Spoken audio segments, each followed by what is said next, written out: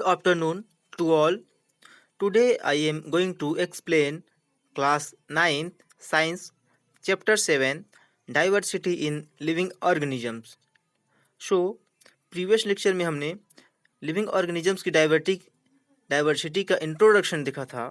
सो आज हम देखेंगे need for classification of living organisms. ठीक है, मतलब जितने भी लिविंग ऑर्गेनिजम्स हैं आपका डाइवर्सिटी में उनमें जो क्लासिफिकेशन की रिक्वायरमेंट या फिर नीड क्यों पड़ी, इसको हम लोग आज स्टडी करेंगे. Living organisms have evolved on earth over millions of years. जितने भी आपका बायोडाइवर्सिटी में लिविंग ऑर्गेनिजम्स हैं उनका इवॉल्व किससे हुआ है? Millions of year. इस अर्थ पर मिलियंस ऑफ ईयर के बाद जो होता है जितने भी लिविंग ऑर्गेनिजम्स जो है इवॉल्व हुए हैं. ठीक, there is a vast variety of living organisms. और यहाँ जो है लिविंग जितने भी ऑर्गेनिजम्स है उनके बहुत सारे वेराइटीज़ हैं. ठीक है, विभिन्न वेराई टाइप्स के जो इसमें लिविंग ऑर्गेनिजम्स जो है इसमें पाए जाते हैं. ठीक, living organisms show a wide range of variations. और जितने भी लिविंग ऑर्गेनिजम्स हैं उसमें वैरायटी है और उसके अंदर भी जो है बहुत सारे वेरिएशन जो है शो करते हैं. ठीक, मतलब जितने ऑर्गेनिज्म हैं अपने अंदर भी बहुत सारे वेरिएशन को जो है शो करते हैं. ठीक, so microscopic bacteria are of a few micrometers in size and some like whales and redwood trees are about 30 meters and 100 meters in size. ठीक, सो मतलब कुछ जो माइक्रोस्कोपिक बैक्टीरिया जैसे कि माइक्रोमीटर्स, जिसका साइज क्या है माइक्रोमीटर्स मतलब बहुत ही सूक्ष्म है, वहाँ से लेकर बड़े से बड़े विशाल का वेल एंड रेडवुड ट्रीज तक जो है आपका, जो कि 30 मीटर से लेके 100 मीटर्स के साइज में है, उनको भी हम क्या करते हैं इसमें क्लासिफाई करते हैं. ठीक, some pine trees live for thousand of year while insect like mosquitoes die within a few days. जो डाइवर्सिटी है लिविंग ऑर्गेनिजम्स का उसमें बड़े वृक्ष, पाइन का जो बड़े वृक्ष जो कि 1000 ऑफ ईयर जो है लाइव रहते हैं, एंड कुछ इंसेक्ट होते हैं जैसे मस्कीटोस जो कि आपका कुछ दिनों के अंदर ही जो होते हैं उनका लाइफ जो साइकिल जो होता है वह खत्म हो जाता है. ठीक है, तो उसमें क्या है जितने भी लिविंग ऑर्गेनिजम्स हैं उसके लाइफ में, हैबिट में, हैबिटेट में, उसके आपका लाइफ स्पेन में, सभी चेंजेस में जो है आपका जो अलग अलग वेराइटी के ऑर्गेनिजम्स हैं उसमें अलग अलग वैरायटी के जो होते हैं उसमें क्या कैरेक्टर्स होंगे और उसमें क्या वेरिएशंस आएंगे. जितने भी लिविंग ऑर्गेनिजम्स हैं अपना अपना अलग अलग वेरिएशन जो है, अलग अलग ट्रेट, अलग अलग कैरेक्टर के आधार पर जो है वह शो करेगा. ठीक है, some organisms are colourful, colourless and even transparent and some are brightly coloured. So organisms के कलर में और उसके बॉडी के जो ट्रांसपेरेंट या फिर उसके बॉडी की जो स्किन है, सभी चीज़ में जो है कुछ ना कुछ जो है चेंजेस हमें दिखाई देंगे. ठीक है, एक्सटर्नली भी चेंजेस दिखाई देंगे और उसका इंटरनली भी चेंजेस दिखाई देंगे. ठीक, मतलब उसका कोई कलरलेस होता है तो कोई ऑर्गेनिजम्स कलरफुल होता है. ठीक, कोई ट्रांसपेरेंट रहता है. ठीक है, या फिर कोई ब्राइट कलर एकदम जो है आपका ब्राइटली उसका जो स्किन होता है वह क्या ब्राइटली हो जाता है. ठीक, मतलब चमकीला होता है. ठीक, to understand and study all these organisms is impossible if they are arranged into different groups based on their similarities and characters. Then it is easier to study of the different groups as a whole. ठीक, इन सभी organisms को अच्छे से हमें study करने के लिए, समझने के लिए, ठीक है, क्या करना पड़ेगा?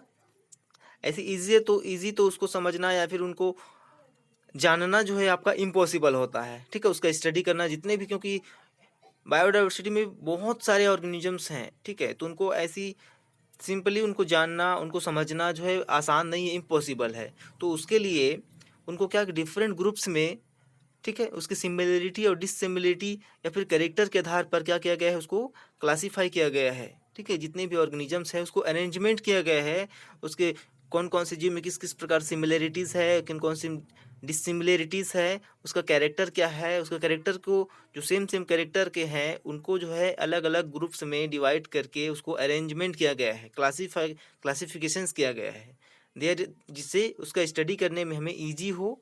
उसको डिफरेंट ग्रुप्स में डिवाइड करेंगे तो उसको हम लोग जानने में कि ये ऑर्गेनिज्म इस ग्रुप का है, उसको स्टडी करने में हमें ईजी होगा। ठीक, तो यहाँ पे हम क्लासिफिकेशन ऑफ लिविंग ऑर्गेनिजम्स देखेंगे। ठीक है, क्लासिफिकेशन किस प्रकार से लिविंग ऑर्गेनिजम्स का किया गया है।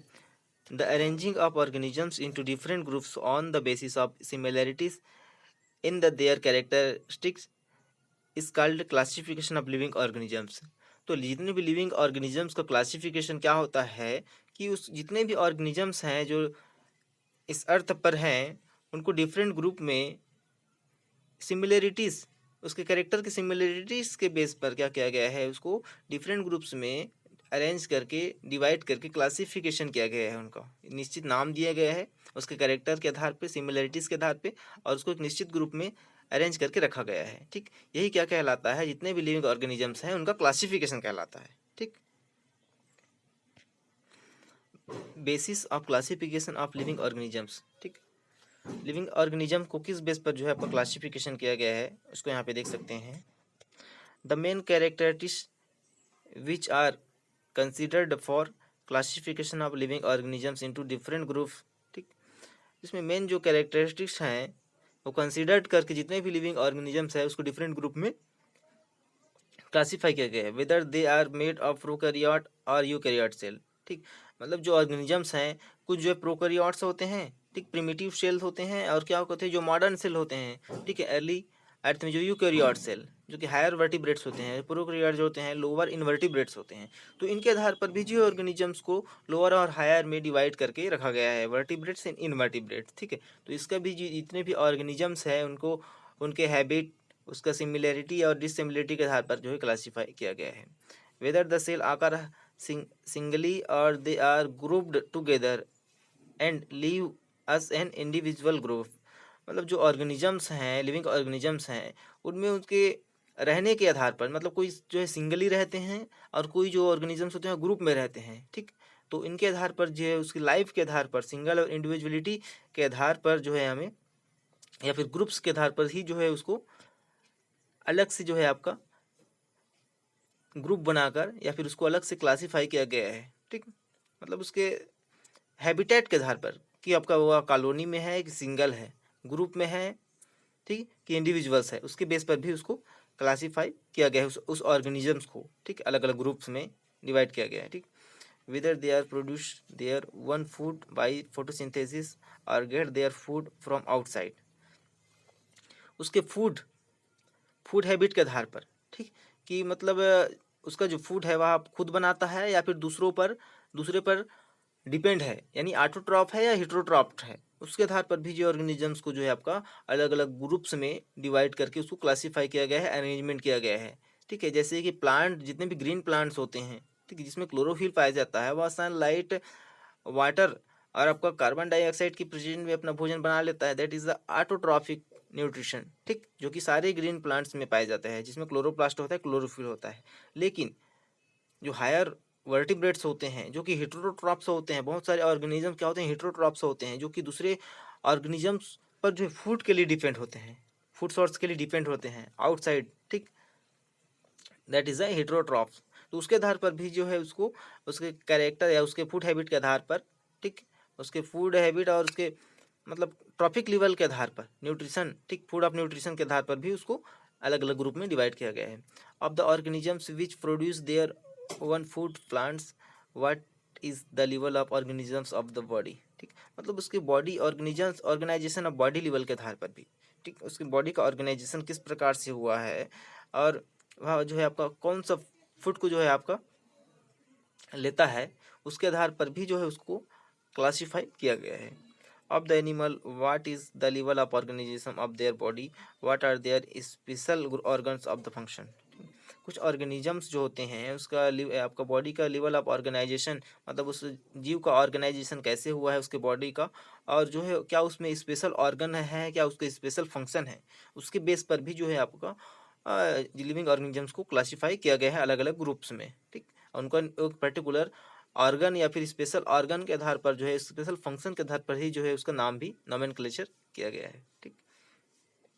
The characteristic used for classification of plant will be different from the characteristic used the class for classification of animals because plant make their one food and animals get their food from outside, ठीक।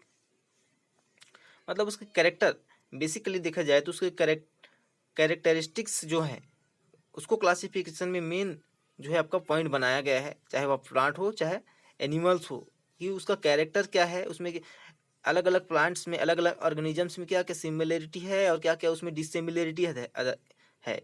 तो जो जितने भी similarity है उसको अलग, जितने भी उसमें डिसिमिलरिटी है उसके आधार पर उसको अलग ग्रुप में डिवाइड किया गया है, ठीक। और इसको क्या किया गया है, और जितने भी प्लांट्स हैं, ठीक, मतलब अब फूड हैबिट या फिर न्यूट्रिशन, उसका न्यूट्रिशन लेवल के आधार पर किस प्रकार से वह आपका फूड लेता है और किस प्रकार से उसमें न्यूट्रिशन होता है, ठीक है, वह ऑटोट्रॉपिक है हेटरोट्रॉपिक है, उसके बेस पर भी जो उसको अलग अलग ग्रुप्स में डिवाइड किया गया है, ठीक।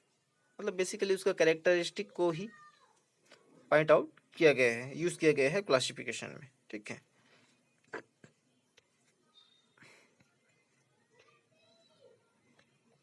क्लासिफिकेशन एंड इवोल्यूशन, क्लासिफिकेशन क्या होता है और इवोल्यूशन क्या होता है, ठीक।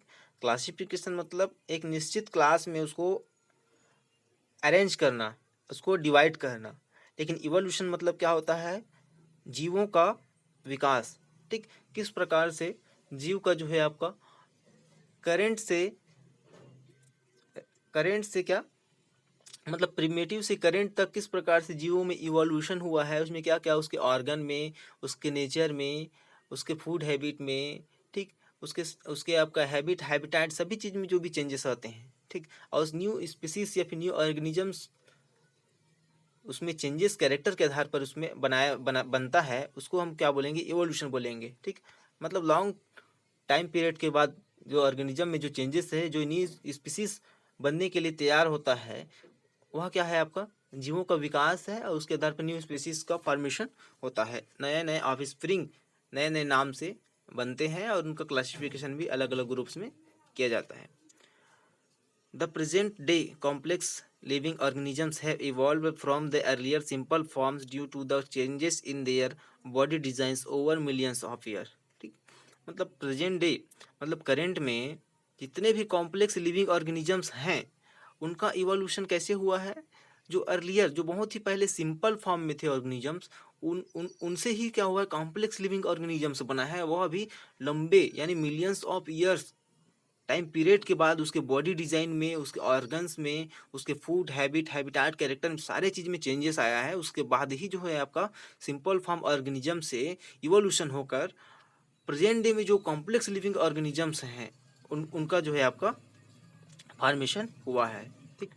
The body design of living organisms are gradually changing due to the changes in environment and the need changing due to changes the environment and adopt themselves to changes in the environment।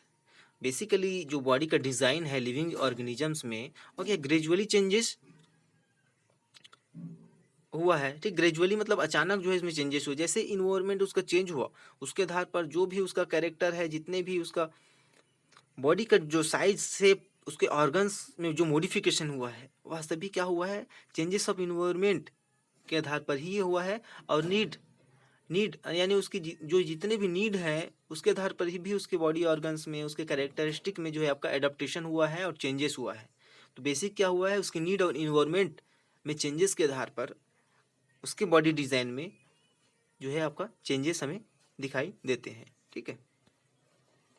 Some groups of organisms having ancient body design, मतलब कुछ organisms के जो groups हैं उसके जो design है उसमें क्या हुआ है, उसका बॉडी डिज़ाइन जो है उसका डिफरेंट ऑर्गेनिजम्स में डिफरेंट है, ठीक।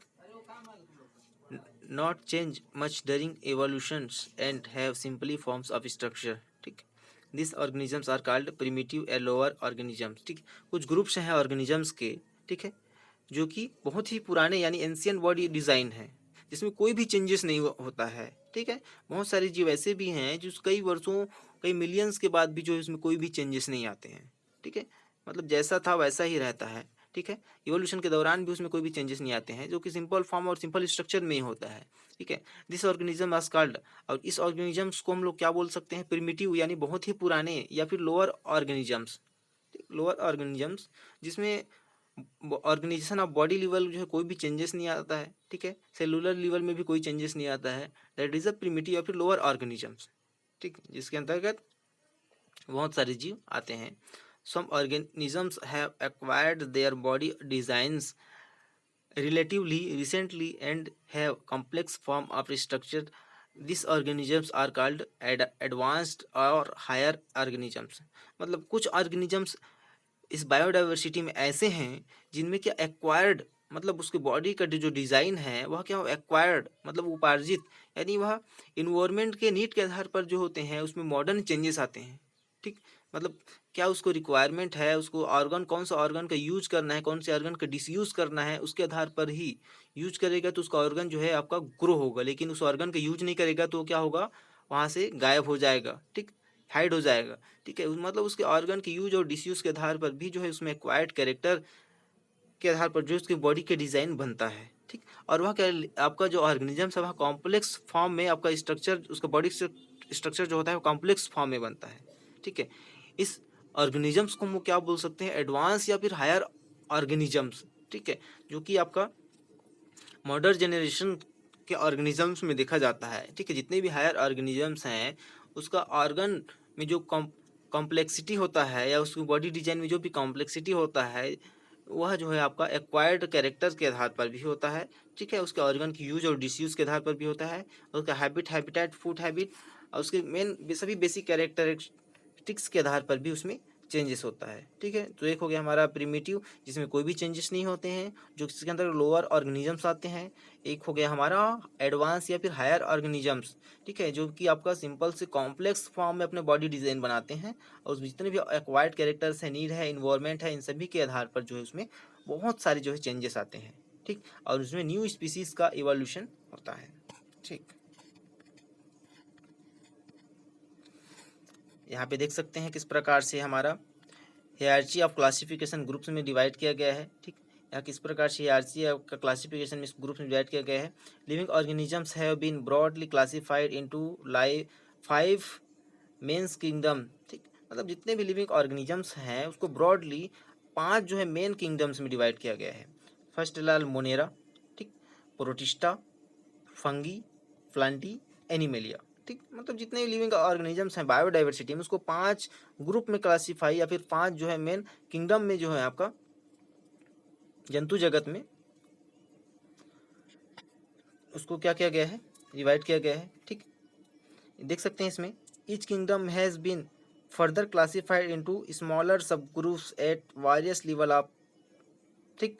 मतलब प्रत्येक जो किंगडम है उसको भी फर्दर जो है आपका क्लासिफिकेशन छोटे छोटे ग्रुप्स और सब ग्रुप्स में डिवाइड किया गया है, ठीक, वायरस लेवल के आधार पर। जैसे कि यहाँ पे किंगडम सबसे बड़ा होता है, ठीक है।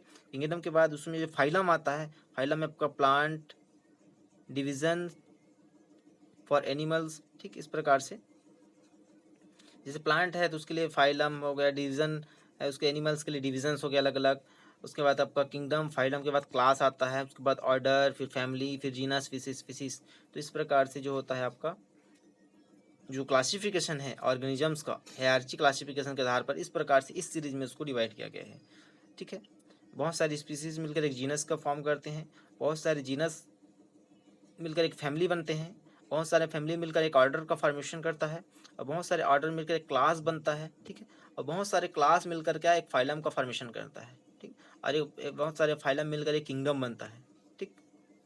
जैसे कि मोनेरा, जिसके अंतर्गत बहुत सारे क्लास हैं, बहुत सारे ऑर्डर्स हैं, फैमिली है, जीनस है, स्पीसीज है। इस प्रकार से एक सीरीज है जो कि आपका स्पीसीज से लेके किंगडम तक किस प्रकार से बढ़ता है आगे, ठीक है।